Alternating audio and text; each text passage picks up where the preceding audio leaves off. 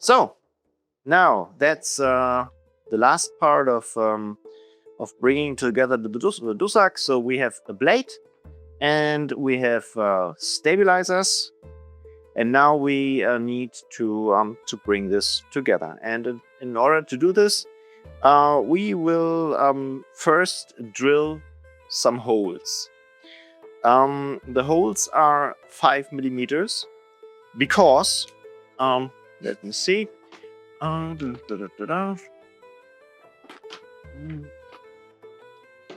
Yeah, something I did not prepare in advance. Because we will use this kind of thread.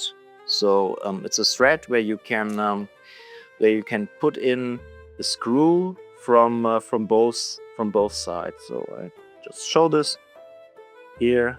So there you put in a screw from both sides. So this screw is wrong actually. So the screws I use are like cone shaped, and the tools you need is a 5 millimeter drill, and also this tool which makes the hole for the cones, so that the screws sink into the plastic. Okay, first thing I do is I will so my stabilizers fit together neatly here. So I mark the holes on the stabilizers, and then I drill into the stabilizers, and will from there transfer the holes to the blade. You could also do this by clamping it all together and then drilling it, but I found in the past time that it can lose the angle, and then it looks like not good. It will bend. So this is most likely the best way of processing it. First, drill the stabilizers pairwise, and then mark it on the blade and drill the blade. Okay, so now we got some nice holes in the stabilizer pairs as well as in the according blade. And the next thing we do is we put these sleeves into the leather, and from there we continue to put it all together. So I just it's hard to get them in by hand, so I just put them in a little bit with this tool here. You don't need a special tool for that. You can also use just a nail, but it helps me. It helps me to push them in just a little bit.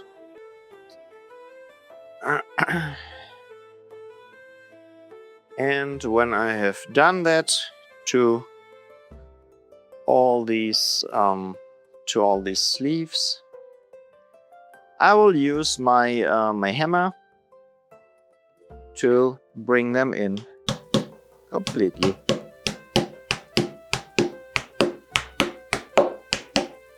Good. So now I take the upper stabilizer, push it onto the sleeves, and you see it already holds onto the sleeve. But now I take one of these screws. So they are like 5 millimeters with the sinking head, and I use Allen keys. Allen keys to just put them in, but only like 2 turnarounds so that they stand out, because I have to push them through to the other side.